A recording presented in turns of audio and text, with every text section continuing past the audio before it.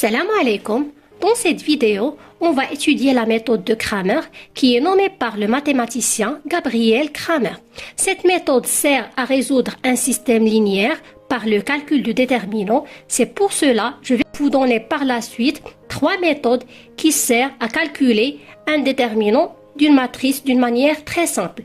On va commencer par l'exercice suivant. On veut résoudre le système linéaire que j'ai noté par grand S. On voit que ce système linéaire il est composé de 3 équations. La première équation, c'est x plus 3y plus 4z égale 50. La deuxième, c'est 3x plus 5y moins 4z égale à 2. Et pour la dernière équation, c'est 4x plus 7y moins 2z égale 31.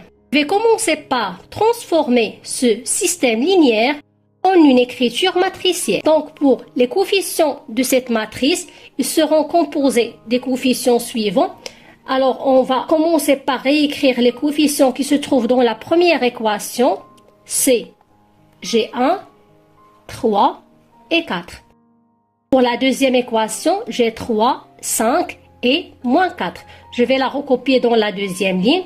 Et pour la dernière ligne de cette matrice, j'ai comme coefficient 4, 7 et moins 2. Cette matrice va être multipliée par le vecteur x, y et z. Et ceci va être égal à un second membre. Alors dans le second membre, j'ai comme coefficient 50, 2 et 31. L'objectif de cette méthode est de connaître la valeur de x, celle de y et de z. Alors si je note cette matrice par grand A, ce vecteur par grand X et le second membre par petit p, j'obtiens que le système linéaire que je l'ai noté par S va être équivalent à A fois X égale à B. L'objectif, c'est de connaître la valeur de ce vecteur grand X. Alors, pour connaître la valeur du vecteur grand X, il faut multiplier par A-1, c'est-à-dire il faut que la matrice A soit inversible. Donc, dans ce cas, la matrice A-1 existe, donc je peux multiplier à droite dans les deux côtés par A-1. J'obtiens que A-1 fois A fois X égale A-1 fois P. Or, A-1 fois A n'est que la matrice identité. On sait que la matrice identité n'est que l'élément neutre pour le produit matriciel. Donc, la matrice identité fois X, c'est X. J'obtiens que X égale A-1 fois B. Donc, si la matrice A est inversible, dans ce cas-là, je peux calculer directement le vecteur grand X. Mais l'objectif de cette vidéo est de calculer la valeur du vecteur grand X par la méthode de Cramer qui est basée par le calcul du déterminant. Alors, pour savoir si une matrice est inversible, si et seulement si le déterminant de la matrice A soit différent de 0. En revenant au système linéaire grand S, pour déterminer la valeur du vecteur grand X, il suffit que la matrice A soit inversible. Pour cela, je vais calculer le déterminant de cette matrice. Et pour le calcul du déterminant de la matrice A, je vais utiliser 3 méthodes. Commençons par la première méthode. Pour la première méthode, et c'est la plus longue, on va calculer le déterminant de la matrice A en utilisant la définition. On peut choisir n'importe quelle ligne ou quelle colonne. Dans mon cas, je vais choisir la première ligne. Alors ceci, c'est la première ligne, c'est L1. Et je vais faire la chose suivante. Je vais faire ici un plus, puis un moins, puis un plus. À chaque fois, je vais alterner parce que ce signe n'est que moins 1 à la puissance I plus J. Et dans ce cas-là, ce coefficient n'est que A 1. Si je veux savoir le signe de ce coefficient, n'est que moins 1 à la puissance, dans ce cas, GI, c'est 1, plus 1, moins 1 au carré, c'est 1, donc j'ai un signe plus. Si on calcule à chaque fois moins 1 à la puissance I plus J, on alterne. Si ici j'ai un signe plus, ici j'ai un signe moins, plus, moins, etc. Et de même, par exemple, si je veux calculer le déterminant de la matrice A par rapport à cette colonne, j'ai plus, Ici, j'aurai moins et ici, j'aurai plus. À chaque fois, j'alterne le signe. En calculant par rapport à la première ligne, en premier temps, je vais mettre le signe. Alors, j'ai ici un signe plus. Je mets le signe plus. Puis, je vais mettre le coefficient, c'est 1. Alors, ce coefficient n'est que A, 1, 1. Donc, je vais éliminer la première ligne et la première colonne et je vais recopier ce déterminant. Et par la suite, je vais mettre un signe moins, puis je vais recopier ce coefficient qui est 3. Alors, ce coefficient n'est que A, 1, 2. C'est-à-dire, il est situé dans la première ligne, la deuxième colonne. Alors, cette fois, je vais éliminer la première ligne et la deuxième colonne. Il me reste ce déterminant d'ordre 2 qui est composé de coefficients 3, 4, moins 4 et moins 2. Et à la fin, j'ai un signe plus. Je vais mettre ici un signe plus. Puis, le coefficient, c'est 4. Et pour ce coefficient, n'est que A, 1, 3. C'est-à-dire, je vais éliminer la première ligne et la troisième colonne. Il nous reste ce déterminant d'ordre 2. En éliminant la première ligne, la troisième colonne, il me reste ce déterminant. J'ai dans la première ligne 3, 5 et dans la deuxième ligne 4, 7. Donc, je vois que pour calculer un déterminant d'une matrice d'ordre 3, il nous faut calculer 3 déterminants d'une matrice d'ordre 2. Commençons tout d'abord par calculer premier déterminant d'une matrice d'ordre 2. J'ai 1 fois ce déterminant, c'est-à-dire il nous reste uniquement le calcul de ce déterminant. Et pour calculer un déterminant d'une matrice d'ordre 2, je fais le produit des éléments diagonaux, c'est-à-dire j'ai 5 fois moins 2 et je mets un signe moins, puis le calcul des autres éléments diagonaux.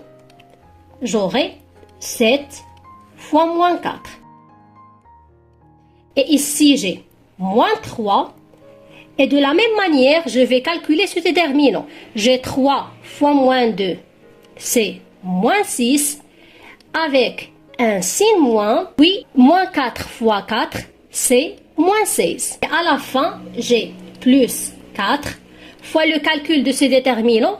De la même manière, le produit des éléments diagonaux, c'est 3 fois 7, c'est 21, avec un signe moins, puis j'ai le calcul des éléments diagonaux, c'est 20. Alors ici, j'ai moins 10 plus 28 moins 3 fois moins 6 plus 16, c'est 10, plus 4, 21 moins 20, c'est 4 fois 1. En faisant ce calcul, il me reste moins 8. Donc, j'obtiens que le déterminant de la matrice A, c'est moins 8, qui est différent de 0. D'où la matrice A est inversible. C'est-à-dire, dans ce cas, je peux trouver les valeurs de X, Y et celles de Z.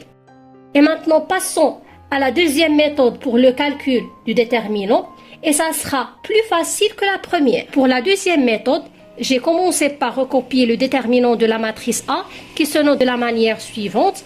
Alors, je vais noter la première ligne par L1, la deuxième ligne par L2, la troisième ligne par L3. Je rappelle que pour calculer le déterminant d'une matrice, si on fait des combinaisons linéaires au niveau des lignes ou bien des colonnes, la valeur du déterminant reste inchangeable. C'est-à-dire, si je peux ajouter une ligne à une ligne, je peux retrancher, je peux faire une combinaison linéaire ou bien d'échanger entre deux lignes. Je vais commencer par conserver la troisième ligne. Il va rester inchangeable, c'est-à-dire je vais recopier les coefficients qui se trouvent dans la dernière ligne. Et pour la première ligne, je vais faire une combinaison linéaire entre la première ligne et la deuxième ligne. La combinaison linéaire adéquate va être L1 plus L2. Parce que si j'ajoute L1 à L2, j'aurai ici 4 moins 4, j'obtiens un 0.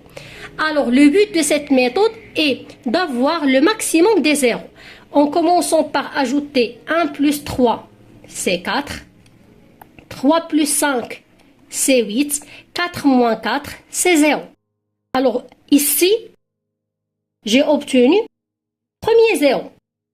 Alors, il me faut un deuxième 0 dans ce coefficient. Et pour la deuxième ligne, j'ai comme combinaison linéaire L2 moins 2 fois L3. Parce que si je mets moins 4 plus 4, j'obtiens un deuxième 0. Et ici, j'ai 5 moins 14, c'est moins 9. Et ici, j'ai 3 moins 8, c'est moins 5. Alors, si je note la première colonne par C1, la deuxième colonne par C2, la troisième colonne par C3, j'observe dans ce cas-là que dans la troisième colonne, j'ai 2 zéros. Donc, vaut mieux travailler par la troisième colonne. Et comme j'ai fait dans la première méthode, ici j'ai mis un signe plus, je vais alterner. Plus, moins, plus. Alors ici j'ai un signe plus, ici j'aurai un signe moins, ici j'aurai un signe plus. Donc, pour calculer ce déterminant, en travaillant par la troisième colonne, comme j'ai mis précédemment, j'aurai un signe plus, puis le coefficient c'est 0 fois un déterminant d'ordre 2, donc j'aurai un 0, moins 0 fois un déterminant d'ordre 2, j'aurai un deuxième 0, puis on a un signe plus, je vais copier ce coefficient, c'est moins 2, ce coefficient n'est que A3, 3, donc je vais éliminer la troisième ligne et la troisième colonne. Il me reste ce déterminant d'une matrice d'ordre 2, c'est 4, 8, moins 5, moins 9. Donc, on voit que dans la deuxième méthode, c'est plus facile de calculer le déterminant d'une matrice d'ordre 3 parce que au lieu de calculer 3 déterminants, on calcule uniquement un seul déterminant. Donc ici, j'aurai moins 2. Pour calculer le déterminant d'une matrice d'ordre 2, j'ai le produit des éléments diagonaux. 4 fois moins 9, c'est moins 36. Puis j'ai un signe moins. Puis le produit des éléments diagonaux, c'est moins 5 fois 8, c'est moins 40. Donc j'obtiens moins 2. Moins 36 plus 40, c'est 4.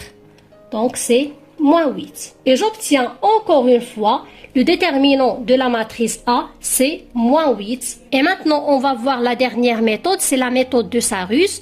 Je rappelle que j'ai déjà fait une vidéo sur la méthode de Sarus. Je vais la mettre dans la description. Ainsi que la méthode de Sarus n'est valable que pour les matrices d'ordre 3. C'est une méthode qui est très facile. Donc, j'ai recopié le déterminant de la matrice A qui se note de la manière suivante. En premier temps, je vais recopier la première colonne qui est composée des coefficients 1, 3, 4 ici. Puis, je vais recopier la deuxième colonne qui est composée des coefficients 3, 5, 7 à côté de ce vecteur colonne. Donc, pour utiliser la méthode de Sarus, je vais calculer le produit de ce diagonal, c'est-à-dire j'ai 1 fois 5 fois moins 2, c'est moins 10. Puis, je vais mettre un signe plus, puis le produit de 3 fois moins 4 fois 4, c'est moins 48. Puis, je vais mettre un autre signe plus, puis je vais calculer ce produit, c'est 4 fois 3 fois 7, c'est 21 fois 7, c'est 84. Puis je vais mettre un signe moins. Je vais calculer ce produit. 4 fois 5 fois 4, c'est 16 fois 5, c'est 80. Puis un autre signe moins. Puis je vais calculer ce produit. 5 fois moins 4, c'est moins 28. Puis je vais mettre un dernier signe moins, puis je vais calculer moins 2 fois 3 fois 3, c'est moins 18. Alors en calculant ceci, j'obtiens moins 8. Donc on voit que pour calculer un déterminant d'une matrice d'ordre 3, il suffit de mémoriser bien cette technique, elle est très pratique, on obtient facilement la valeur du déterminant d'une matrice carré d'autres 3. Et maintenant, comme on sait que le déterminant de la matrice A est différent de 0, on va commencer par le calcul de x. Alors, le calcul de x n'est que le déterminant d'une matrice qu'on va la noter A1 sur le déterminant de A. Or, on sait que le déterminant de A égale à moins 8. Il nous reste uniquement de savoir la valeur du déterminant de la matrice A1 et de savoir les coefficients du matrice A1. Alors, la matrice A1 n'est que la matrice A en remplaçant le premier vecteur par le vecteur B. Alors, je vais commencer par remplacer ce premier vecteur par B. J'obtiens 50, 2, 31 et je vais recopier la deuxième colonne et la troisième colonne de la matrice A. J'aurai ici 3, 5, 7 et ici j'aurai 4, moins 4, moins 2. Donc, en calculant le déterminant de la matrice A1, j'aurai moins 24. Alors, pour le calcul du déterminant de la matrice A1, on peut choisir n'importe quelle méthode, soit la première ou bien la deuxième ou bien la troisième. On va trouver toujours moins 24. Donc, je vais recopier cette valeur ici. J'aurai x égale moins 24 sur moins 8. Donc, la valeur de x, c'est 3. Et pour le calcul de y, on a y, c'est le déterminant de A2 sur le déterminant de A. Alors, on doit calculer le déterminant de A2 et on sait que le déterminant de A, c'est moins 8. Mais avant ceci, on va donner la matrice A2. Je rappelle que ceci, c'est la matrice A et le second membre B. Alors, la matrice A2, on va remplacer le deuxième vecteur colonne par le second membre B. Donc, on aurait à la place de 3, 5 et 7, 50, 2, 31. Et le premier vecteur colonne C1 et C3 vont rester inchangeables. Alors, j'aurai 1, 3, 4 et ici 4, moins 4, moins 2. Et en calculant le déterminant de A2, on obtient C moins 40. On peut calculer le déterminant de A2 par n'importe quelle méthode, soit la première, la deuxième ou bien la troisième. Donc ici, j'aurai moins 40 sur moins 8. Donc la valeur de y, c'est 5. Maintenant, il nous reste uniquement de calculer la valeur de z. Gz, c'est le déterminant de la matrice A3 sur le déterminant de A. Donc, on sait précédemment que le déterminant de A, c'est moins 8. Il nous reste uniquement de calculer le déterminant de A3. Et pour la matrice A3, on va remplacer le troisième vecteur colonne par le second membre B. Donc, on aura ici 52 et 31. Et pour les deux vecteurs colonnes, ils vont rester inchangeables. Et si on calcule le déterminant de cette matrice, on obtient moins 64. Puis je vais la remplacer ici. J'aurai moins 64 sur moins 8. C'est 8. Donc la valeur de z, c'est 8. Et comme ça, j'obtiens que la valeur de x, c'est 3. La valeur de y, c'est 5. Et la valeur de z, c'est 8. Donc, le vecteur grand X, 3, 5, 8 est solution du système linéaire grand S. Alors, on peut vérifier ceci, si vraiment ce vecteur est une solution ou non. Alors, en remplaçant donc la première équation, j'ai 1 fois 3, c'est 3, plus 3 fois 5, c'est 15, plus 4 fois 8, c'est 32. On obtient 32 plus 3, c'est 35. Et 35 plus 15, c'est 50. Donc, le vecteur grand X, il vérifie la première équation. On va vérifier pour la deuxième équation. J'ai 3 fois 3 plus 5 fois 5 moins 4 fois 8. Donc, j'ai 9 plus 25 moins 32. 9 plus 25, c'est 34. Et 34 moins 32, c'est 2. Donc, on aura encore une fois x, il vérifie la deuxième équation. Il nous reste uniquement de vérifier la troisième équation. J'aurai 4 fois 3 plus 7 fois 5 moins 2 fois 8. Donc, j'aurai 12 moins 16, c'est moins 4. Et moins 4 plus 35, c'est 31. Donc, on voit que x, il vérifie la troisième équation. Donc, on voit clairement que x, c'est une solution de ce système linéaire grand S. J'espère que cette vidéo sera utile pour vous et à bientôt.